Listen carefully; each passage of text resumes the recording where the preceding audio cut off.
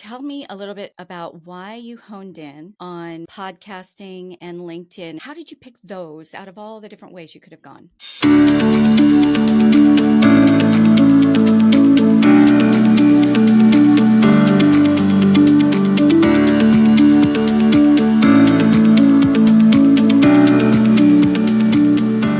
Tell me a little bit about why you honed in on podcasting and LinkedIn, if you want to take one or the other, to go from basically broke, unemployed, all the things to, and even that sense of hopelessness that you had, and you honed in on certain platforms, you saw them as answers, a means to an end. How did you pick those out of all the different ways you could have gone?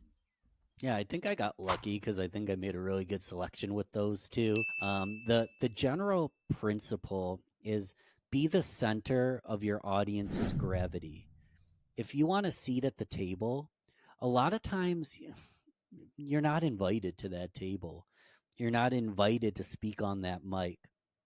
If you want a seat at the table, you might have to bring your own table. If you want to speak on that mic, you might have to bring your own mic, host your own event, create your own platform. The wealthiest, most successful, most influential people out there created something that didn't exist before them.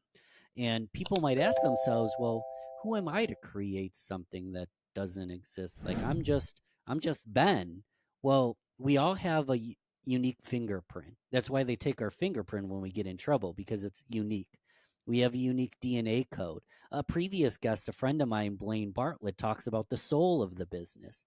Each business, each person, each culture has its own soul. So there's a lot of podcasts out there. There's a lot of events out there. There's a lot of blogs out there. There's a lot of YouTube channels out there. There's a lot of fill in the blank networking events out there, but you aren't running one yet. So your event's going to be different because it's got your soul in it. You can be the center of gravity. So you create something that didn't exist prior to you, and you ask people to be a part of it.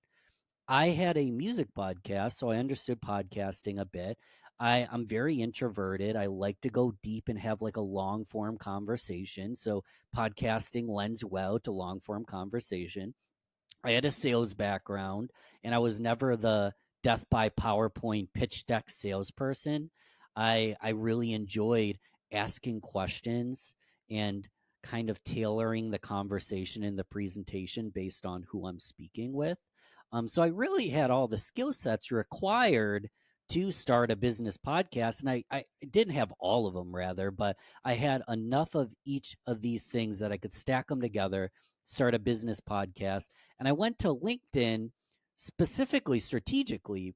I mean, at the end of the day, I don't want to be on a soapbox here, but I don't like when people connect with me on Facebook. That's like personal for me. Instagram, I feel like, I don't know, it's not authentic. I can't have a real conversation. LinkedIn just had this professional and personal development feel. And on LinkedIn, a friend request was called a connection request. So when I decided to start Rochester Business Connections, Rochester, New York Business Connections on LinkedIn, where it's called a connection, it was very hyper tailored. And I went to State University, New York, Brockport, SUNY Brockport. I was alumni there. So I used LinkedIn search tools to search for business owners that went to SUNY Brockport.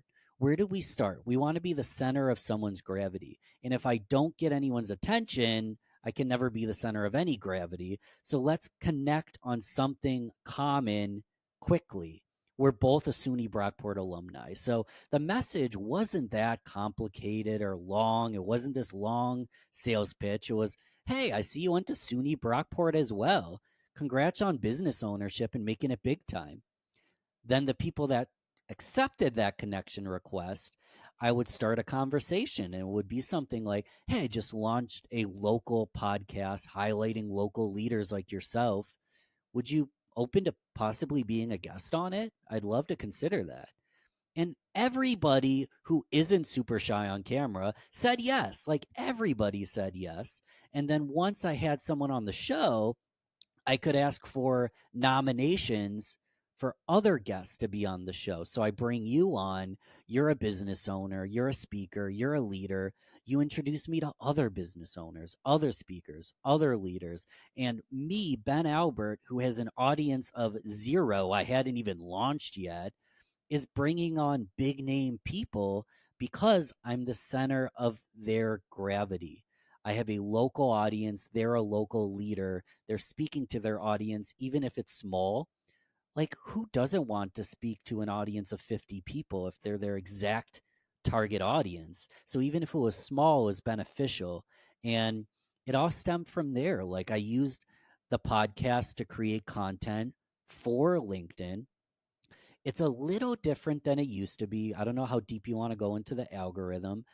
Tagging someone doesn't work as well as it used to in terms of reach. But back in 2020, if I tagged you and you commented, it would like quadruple my reach. So I was bringing on LinkedIn, people that were on LinkedIn as guests, and I wasn't creating almost any content about myself. I was only creating content about other people. The way you get what you want is to give them what they want. So I was creating content about other people, tagging them, and their audience was slowly coming in, funneling in, and connecting with me. Their recommendations brought me to more people, and it was truly just an organic way to build a super hyper niche local audience on one individual platform.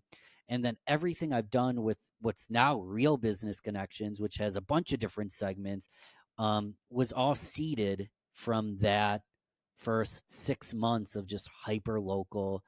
The one last thing I'll say, because I forgot, and I think it's actually a really cool little add in, is I wanted to do a 10 episode launch every day for 2 weeks in November. I got so much interest and so many yeses that I ended up doing an episode every Monday through Friday, all of November 2020, had 22 episode launch. And if you were to create a family tree of networking, you take those first 22, they have seeded with their knowledge, their referrals, the introductions. That is seeded hundreds of thousands of dollars in business just because I reached out to 22 random strangers, had something to offer them, and it led to where we are today. And years down the road, it's going to be in the millions of dollars. Like, you never know what's going to come from that ask. But I made the ask, and it led to this.